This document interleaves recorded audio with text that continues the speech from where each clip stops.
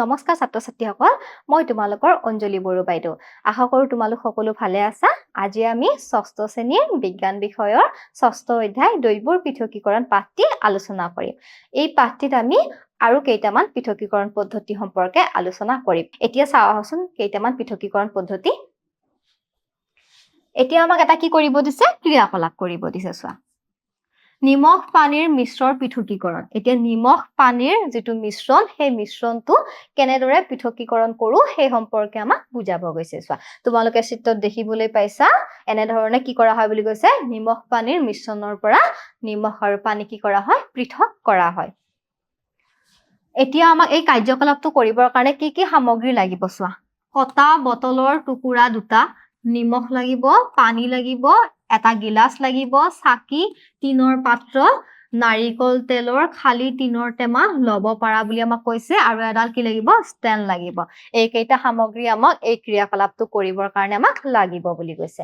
গিলাচটোত অলপ পানী লৈ তাত নিমখখিনি দি লৰাই দিয়া। এতিয়া কি কৰিব দিছে গিলাচত অলপ পানী ল'ব দিছে আৰু সেই পানীত আমাক নিমখ দি কি কৰিব দিছে অলপ লৰাই ল'ব দিছে।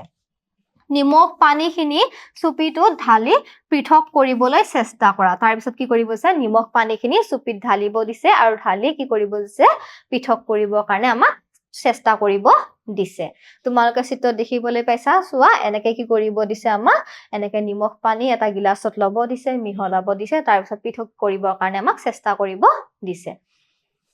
নিমখখিনি পৃথক হৈছে নে কাপোৰত কিবা ৰৈছে নেকি কি দেখিলা লিখি ৰাখা। এতিয়া কি কৈছে নিমখখিনি পৃথক হৈছে নে নাই আমাক প্ৰশ্ন সুধিছে আৰু কাপোৰত কিবা ৰৈ গৈছে নেকি আমি কি দেখিলো আমাক লিখি ৰাখিব দিছে।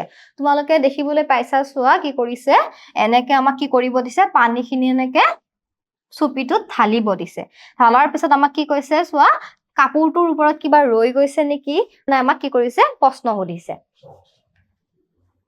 বটলৰ তলৰ অংশৰ টুকুৰাটোৰ পৰা নিমখ পানীখিনি টিনৰ পাত্ৰটোত লোৱা। এতিয়া কি কৈছে আমাক সুধিছিলে যে নিমখখিনি পানীৰ পৰা পৃথক হ'ল নে নাই যেতিয়া আমি চুপিটোত নিমখ পানীখিনি ঢালি দিছিলো। কাপোৰত কিবা ৰৈ গৈছিল নে নাই আমাক সুধিছে। আমি দেখিবলৈ পাম যে কাপোৰত কোনো ধৰণৰ অৱশিষ্ট ৰৈ যোৱা নাই। আমি জানো যে নিমখ পানীৰ লগত কি হয় দ্ৰৱীভূত হৈ যায়। এতিয়া বটলৰ তলৰ অংশৰ টুকুৰাটোৰ পৰা নিমখ পানীখিনি এটা টিনৰ পাত্ৰত আমাক ল'ব দিছে। টিনৰ পাত্ৰটো ষ্টেণ্ডত ৰাখি তলত চাকিটো জ্বলাই দিব দিছে। এতিয়া আমাক কি কৰিব দিছে টিনৰ পাত্ৰত সেই পানীখিনি নিমখ পানীখিনি ল'ব দিছে এটা টিনৰ পাত্ৰত আৰু আমাক কি কৰিব দিছে ষ্টেণ্ডত ৰাখি তাক কি কৰিব দিছে তলত আমাক জ্বলাই দিব দিছে।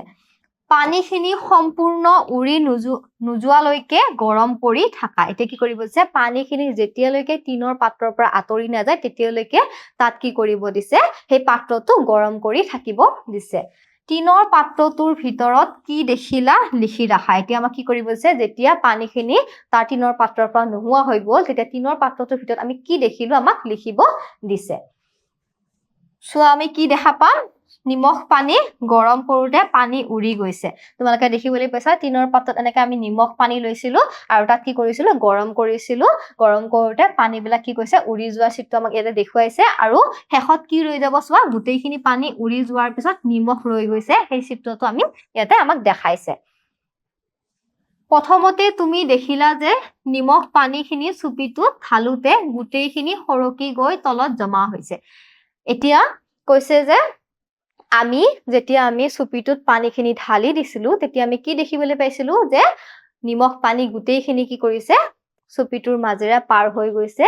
কোনো ধৰণৰ অৱশিষ্ট সেই কাপোৰখনত ৰৈ যোৱা নাই। সকলোখিনি কি হৈছে সৰকি গৈ তলত জমা হৈছিলে। কাপোৰত কোনো নিমখ ৰৈ যোৱা নাই আমি দেখিবলৈ পাইছিলো। দ্বিতীয়তে কৈছে চোৱা নিমখ পানীখিনি উতলাই পানীভাগ সম্পূৰ্ণ উৰুৱাই দিয়াৰ ফলত পাত্ৰটোত এবিধ বগা গোটা দ্ৰব্য ৰৈ গৈছে। এতিয়া আমি আৰু কি দেখিবলৈ পাইছিলো যেতিয়া আমি কি কৰিছিলো নিমখ পানীখিনি গৰম কৰিছিলো তেতিয়া আমি কি দেখিবলৈ পাইছিলো যে গোটেই পানীখিনি যেতিয়া উৰি গৈছে উৰি যোৱাৰ পিছত পাত্ৰটোত কি ৰৈ গৈছে বুলি কৈছে পাত্ৰটোত এবিধ বগা গোটা দ্ৰব্য ৰৈ গৈছে আৰু এই বগা গোটা দ্ৰব্যখিনিয়ে হৈছে কি পানীত মিহলি হৈ থকা নিমখ। আৰু নিমখ কেতিয়াও কি নহয় বুলি কৈছে গৰম কৰিলে উৰি নাযায় কিন্তু গৰম কৰিলে পানী কি হৈ যায় উৰি যায় বুলি কৈছে। পাত্ৰটোত ৰৈ যাব কি নিমখখিনি। এতিয়া আমাক কি কৈছে চোৱা বাষ্পীভৱন সম্পৰ্কে বুজাব গৈছে নিমখ পানীত দ্ৰৱীভূত হয় গতিকে ইয়াক পৰিশ্ৰাবণ কৰি পৃথক কৰিব নোৱাৰি এতিয়া কি কৈছে এই কাৰ্যকলাপটো যে আমি কৰোতে আমি কি গম পালো যে নিমখ পানীৰ লগত কি হৈ যায় বুলি কৈছে মিহলি হৈ যায় বা দ্ৰৱীভূত হয় গতিকে তাক আমি কি কৰিব নোৱাৰো বুলি কৈছে পৰিশ্ৰাবণ কৰি আমি কি কৰিব নোৱাৰো পৃথক কৰিব নোৱাৰো তুমি যে কি কৰিছিলা নিমখ পানীখিনি যে চুপিটো ঢালি দিছিলা এটা কি কৰা নাছিলে কাপোৰটোৰ ওপৰত নিমখ ৰৈ যোৱা নাছিলে নিমখ পানীৰ লগত মিহলি হৈ যায় কাৰণে পানীখিনি সৰকি যাওঁতে নিমখো পানীৰ লগত কি হৈছে পাত্ৰটোৰ তলিত জমা হ'বগৈ কাপোৰৰ ওপৰত থকা নাছিলে বুলি কৈছে মানে আমি কি কৰিব নোৱাৰো পৰিশ্ৰাবণ কৰি বা ফিল্টাৰ কৰি পানীত থকা আমি নিমখ কি কৰিব নোৱাৰো আতৰ কৰিব নোৱাৰো বুলি আমাক কৈছে পানীৰ হৈতে কাপোৰৰ মাজেৰে নিমখৰ কণাবোৰ পাৰ হৈ যায় আমি কৈছোৱে যে পানীৰ হৈতে কি কৰিব কাপোৰখনৰ মাজেৰে নিমখবোৰো পাৰ হৈ যাব গৰম কৰিলে পানী বাষ্পীভৱন হয় আৰু নিমখ ৰৈ যায় এতিয়া গৰম কৰিলে পানী সদায় কি হয় বুলি কৈছে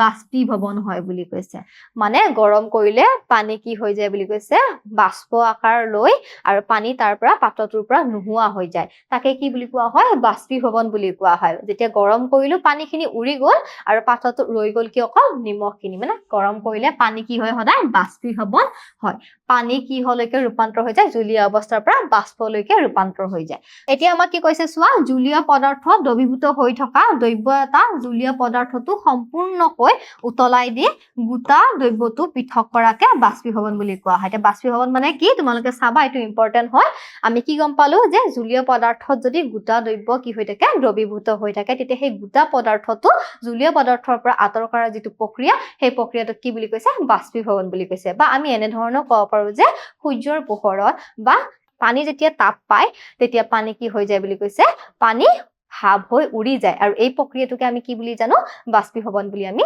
জানো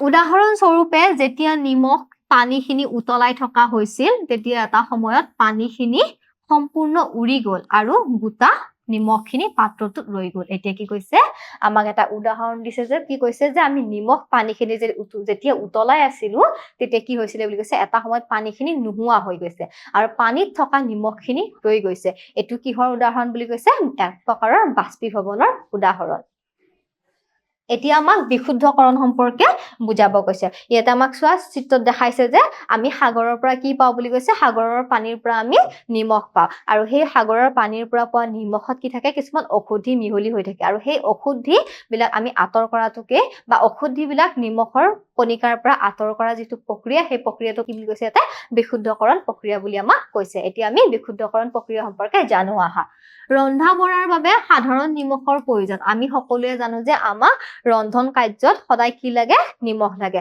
নিমখ নোহোৱাকৈ আমি কি কৰিব নোৱাৰো খাদ্য গ্ৰহণ কৰিব নোৱাৰো তোমালোকে জানো নিমখ নোহোৱাকৈ খাদ্য গ্ৰহণ কৰা নিমখ নহলে কি হয় খাদ্যৰ সোৱাদটো নোহোৱা হৈ যায় ইয়াক সাগৰৰ পানীৰ পৰা পোৱা যায় এতিয়া নিমখ ক'ৰ পৰা পোৱা যায় বুলি কৈছে সাগৰৰ পানীৰ পৰা আমি নিমখ পাওঁ বুলি কৈছে য'ত বহুতো দ্ৰৱীভূত পদাৰ্থ থাকে এতিয়া সাগৰৰ পানীত বহুত অন্য ধৰণৰ দ্ৰৱীভূত পদাৰ্থ থাকে নিমখ থকাৰ উপৰিও অন্য বহুত ধৰণৰ দ্ৰৱীভূত পদাৰ্থ তাত থাকে পুখুৰী সদৃশ বাম গাত কিছুমান খান্দি সাগৰৰ পানী ৰাখি থলে সূৰ্যৰ তাপত পানীবোৰ লাহে লাহে বাষ্পীভৱন ঘটে এতিয়া কি কৈছে আমি যদি কি কৰো পুখুৰী সদৃশ যদি এটা বাম গাত খান্দো বেছি দ নহয় অগভীৰ গাত যদি আমি খান্দি আমি কি কৰো তাত যদি সাগৰৰ পানী যদি আমি কি কৰো ৰাখি থৈ দিও ৰাখি থলে তাত কি হয় সূৰ্যৰ তাপত সেই পানীবিলাক কি হয় বাষ্পীভৱন ঘটে আমি জানো যে পানীয়ে যেতিয়া কি পায় তাপ পায় তেতিয়া পানী ভাপ হৈ উৰি যায় তাকে কি বুলি কয় বাষ্পীভৱন এতিয়া কি কৈছে সেই গাতত জমা হৈ থকা পানীখিনি সূৰ্যৰ তাপত কি হয় বাষ্পীভৱন ঘটে বুলি কৈছে আৰু তাৰ ফলত কি ৰৈ যায় বুলি কৈছে সম্পূৰ্ণ বাষ্পীভৱন হোৱাৰ পিছত অশুদ্ধি দ্ৰব্যৰ সৈতে মিহলি নিমখ ৰৈ যায় এতিয়া কি কৈছে সম্পূৰ্ণ যেতিয়া পানীখিনি বাষ্পীভৱন হ'ব তেতিয়া কি ৰৈ যাব বুলি কৈছে তাত নিমখখিনি ৰৈ যাব আৰু নিমখৰ লগতে কিছুমান অশুদ্ধি দ্ৰব্য নিমখৰ দানাৰ লগত মিহলি হৈ থাকিব বুলি কৈছে এই মিশ্ৰণটোৰ পৰা বিশুদ্ধকৰণ পদ্ধতিৰ জৰিয়তে সাধাৰণ নিমখ পাব পাৰি এতিয়া কি কৈছে যিবিলাক অশুদ্ধি দ্ৰব্য মিহলি হৈ আছিলে সেইবিলাক আমি কি প্ৰক্ৰিয়াৰ জৰিয়তে আঁতৰ কৰিব পাৰো বুলি কৈছে বিশুদ্ধকৰণ প্ৰক্ৰিয়াৰ জৰিয়তে আমি আঁতৰ কৰিব পাৰো বুলি কৈছে আৰু এনেদৰে আমি কি পাওঁ বুলি কৈছে আমি ঘৰত ব্যৱহাৰ কৰি থকা সাধাৰণ নিমখ আমি পাবলৈ সক্ষম হওঁ বুলি কৈছে এতিয়া আমাক কি কৈছে চোৱা গাখীৰ বা দৈ মন্থন কৰা এতিয়া তোমালোকে চিত্ৰত দেখিবলৈ পাইছা চোৱা এই দুটা গৰাকী কি কৰি আছে ইয়াতে গাখীৰ মথি আছে এতিয়া আমাক কৈছে চোৱা গাখীৰ দৈ চৰ্বি, প্ৰটিন আৰু পানী থাকে। এতিয়া কি কৈছে গাখীৰ বা দৈত কি থাকে বুলি কৈছে কি থাকে চৰ্বি থাকে, প্ৰটিন থাকে আৰু কি থাকে পানী থাকে। এটা পাত্ৰত ঘুটনি এডাল ৰাখি দৈ বা গাখীৰখিনি ঘূৰাই থাকিলে চৰ্বিখিনি ওপৰলৈ উঠি আহে। এই চৰ্বিখিনিয়ে হ'ল মাখন। এতিয়া কি কৈছে যদি আমি এটা পাত্ৰ লৈ তাত কি কৰো ঘুটনি এডাল ৰাখি আমি যদি সেই গাখীৰ বা দৈখিনি কি কৰি থাকো বুলি কৈছে ঘূৰাই থাকো তেতিয়া কি হয় বুলি কৈছে সেই গাখীৰত থকা বা দৈত থকা সেই চৰ্বিখিনি কি হয় বুলি কৈছে ওপৰলৈকে উঠি আহে বুলি কৈছে। আৰু সেই চৰ্বিখিনিকে আমি কি বুলি জানো মাখন বুলি জানো। তোমালোকে চিত্ৰ দেখিবলৈ পাইছা সো এনেকে যদি আমি কি কৰো এনেকে এডাল ঘুটনিৰে কি কৰি থাকো ঘুটি থাকো তেতিয়া কি হয় বুলি কৈছে গাখীৰ বা দৈত থকা চৰ্বিখিনি ওপৰলৈকে উঠি আহে সেইখিনিকে কি বুলি কোৱা হয় মাখন বুলি কোৱা হয়। গাখীৰৰ পৰা মাখন পৃথক কৰা পদ্ধতিটোকে দৈ বা গাখীৰ মন্থন বোলে। এতিয়া দৈ বা গাখীৰ মন্থন কাক বোলে গাখীৰৰ পৰা মাখন পৃথক কৰা যিটো পদ্ধতি সেই পদ্ধতিটোকে কি বুলি কোৱা হয় দৈ বা গাখীৰ মন্থন বা দৈ বা গাখীৰ মথা পদ্ধতি বুলি কোৱা হয়।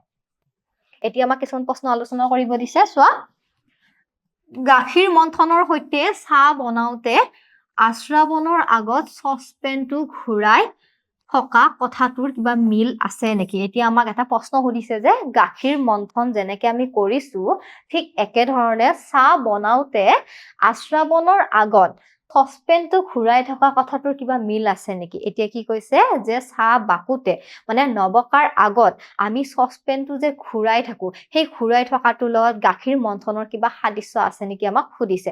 নিশ্চয় আছে। যেনেকে আমি কি কৰো গাখীৰ মঠিলে কি হয় বুলি কৈছে তুলনামূলকভাৱে পাতল হয় সেইবিলাক সদায় ওপৰলৈকে উঠি যায় বুলি কৈছে। মানে গাখীৰ মঠিলে গাখীৰত থকা চৰ্বিটো পাতল কাৰণে সেইটো ওপৰলৈকে উঠে। ঠিক একেদৰে চাহ বাকাৰ লগতো কি হয় গাখীৰ মঠাৰ কিছুমান সাদৃশ্য আছে।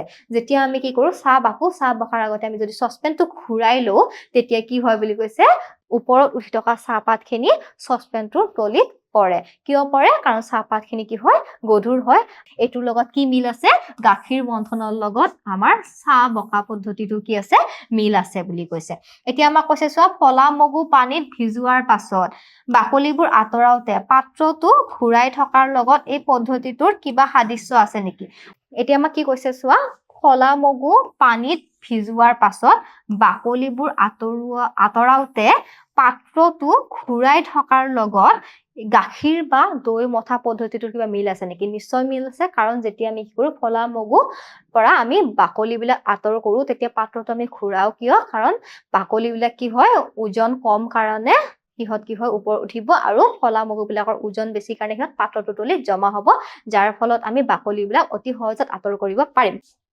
এতিয়া আমাক চুম্বকীয় পৃথকীকৰণৰ কথা কৈছে চোৱা ইয়াতে বালি আৰু লুৰ গুৰিৰ এটা মিশ্ৰণ লৈছে আৰু এই বালিৰ পৰা লুৰ গুৰিবিলাক আমি কেনেদৰে পৃথক কৰো সেইটো আমাক চুম্বকীয় পৃথকীকৰণৰ জৰিয়তে বুজাব গৈছে। তোমালোকে চিত্ৰত দেখিবলৈ পাইছা চোৱা এটা চুম্বকৰ সহায়ত বালিত থকা লুৰ গুৰিবিলাক কি কৰিছে আঁতৰ কৰিছে আৰু ইয়াকে কি বুলি কোৱা হয় চুম্বকীয় পৃথকীকৰণ বুলি কোৱা হয়। মানে চুম্বকৰ সহায়ত যিহেতু পৃথক কৰিছো সেইকাৰণে ইয়াক চুম্বকীয় পৃথকীকৰণ বুলি কোৱা হয়। বালি আৰু লুৰ গুৰিবোৰ মিহলাই লৈ কাগজ এখনত মেলি থোৱা। এতিয়া কি কৰিব আছে বালি আৰু লুৰ গুৰি মিহলাই লৈ কাগজ এখনত ল'ব দিছে।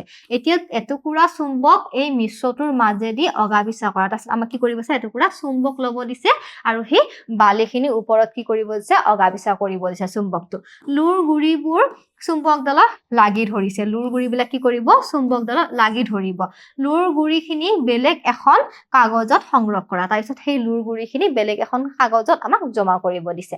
এনেদৰে বাৰে বাৰে কাৰ্যটো কৰি গোটেইখিনি লুৰ গুৰি আমি বালিৰ পৰা কি কৰিব পাৰিম পৃথক কৰিব পাৰিম। বালিখিনি কাগজখনত থাকি যাব। এতিয়া বালিখিনি কাগজখনত ৰৈ যাব আৰু বালিত থকা কি হ'ব লুৰখিনি আমি বালিখিনিৰ পৰা আঁতৰ কৰিব পাৰিম। কাৰণ কিয় পাৰিম চোৱা চুম্বকে কি কৰে সদায় লুক আকৰ্ষণ কৰে। গতিকে লু এবিধ কি পদাৰ্থ চুম্বকীয় পদাৰ্থ হয়। যিবোৰ বস্তুক চুম্বকে আকৰ্ষণ কৰে সেই বস্তুবিলাক কি হয় চুম্বকীয় পদাৰ্থ হয়। কিন্তু চুম্বকে বালি আকৰ্ষণ নকৰে সেইকাৰণে বালি এবিধ কি পদাৰ্থ অচুম্বকীয় পদাৰ্থ হয়।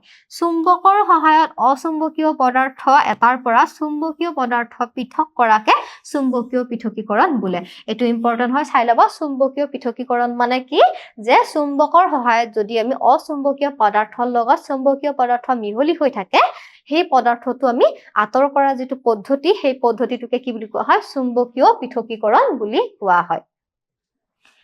উদ্যোগত অন্যান্য সামগ্ৰীৰ মাজৰ পৰা লোহাৰ টুকুৰাৰ পৃথকীকৰণ, গধুৰ লো এটুকুৰা ওপৰলৈকে উঠোৱা আদি কাৰ্য এই পদ্ধতিৰে কৰা হয়। এতিয়া কি কৈছে, কিছুমান উদ্যোগত বহুবিলাক সামগ্ৰীৰ মাজৰ পৰা লোহাৰ টুকুৰাবিলাক আঁতৰ কৰিবৰ কাৰণে, গধুৰ লোৰ টুকুৰা ওপৰলৈকে উঠাবৰ কাৰণে কি ব্যৱহাৰ কৰা হয়? সদায় চুম্বক ব্যৱহাৰ কৰা হয়। যদিহে বহু সামগ্ৰী জাবৰৰ দমৰ পৰা আমি যদি কি কৰিব বিচাৰো, লোৰ টুকুৰাবিলাক যদি আমি আঁতৰ কৰিব বিচাৰো, তেতিয়া আমি কি ল'ব লাগিব? এটা ডাঙৰ চুম্বক আমি ল'ব লাগিব আৰু সেই ডাঙৰ চুম্বকৰ জৰিয়তে আমি কি কৰিব পাৰো? সেই ডাঙৰ জাবৰৰ দমৰ পৰা আমি লো জাতীয় সামগ্ৰীবিলাক আমি আঁতৰাব পাৰো, কাৰণ চুম্বকে কি কৰে? লো জাতীয় সামগ্ৰী আকৰ্ষণ কৰে। এতিয়া আমি আহা মূল্যায়নলৈকে আগবাঢ়িছো। প্ৰথমটো প্ৰশ্ন হৈছে, নিমখ পানীৰ পৰা নিমখ পৃথক কৰিবলৈ কোনটো পদ্ধতি ব্যৱহাৰ কৰা হয়? পৰিস্ৰাবন, চুম্বকীয় পৃথকীকৰণ, বাষ্পীভৱন, মন্থন। কোনটো পদ্ধতি আমি ব্যৱহাৰ কৰো নিমখ পানীৰ পৰা নিমখ পৃথক কৰিবৰ কাৰণে? কি পদ্ধতি ব্যৱহাৰ কৰো? আমি পঢ়িছিলো যে কি পদ্ধতি ব্যৱহাৰ কৰা হয় ইয়াত? বাষ্পীভৱন পদ্ধতি ব্যৱহাৰ কৰি আমি নিমখ পানীৰ পৰা নিমখ পৃথক কৰো। নেক্সট প্ৰশ্নলৈকে আহিছো, গাখীৰৰ পৰা মাখন পৃথক কৰাৰ পদ্ধতিক কি বোলা হয়? বাষ্পীভৱন, পৰিস্ৰাবন, চুম্বকীয় পৃথকীকৰণ, মন্থন। এতিয়া গাখীৰৰ পৰা মাখন পৃথক কৰাৰ পদ্ধতিটোক কি বুলি কোৱা হয় বাৰু? কি কোৱা হয়? মন্থন বুলি কোৱা হয়। নেক্সট প্ৰশ্নলৈকে আহিছো, লোৰ গুৰি আৰু বালিৰ মিশ্ৰণ পৃথক কৰিবলৈ কি ব্যৱহাৰ কৰা হয়? কাপোৰ, পানী, চুম্বক, সূৰ্যৰ তাপ। এতিয়া লোৰ গুৰিৰ পৰা বালিৰ মিশ্ৰণখিনি পৃথক কৰিবৰ কাৰণে আমি কি ব্যৱহাৰ কৰিম? কি ব্যৱহাৰ কৰো? আমি চুম্বক ব্যৱহাৰ কৰো, কাৰণ লোৰ গুৰি এবিধ কি হয়? চুম্বকীয় পদাৰ্থ হয়, আৰু সেইকাৰণে আমি লোৰ গুৰি যদি আমি বালিৰ পৰা পৃথক কৰিব লাগে, তেতিয়া আমি কি ব্যৱহাৰ কৰিম? চুম্বক ব্যৱহাৰ কৰিম। আজি তোমালোকক যিখিনি মই বুজালো নিশ্চয় তোমালোকে বুজি পাইছা। আজিলৈ আহিছো, ধন্যবাদ।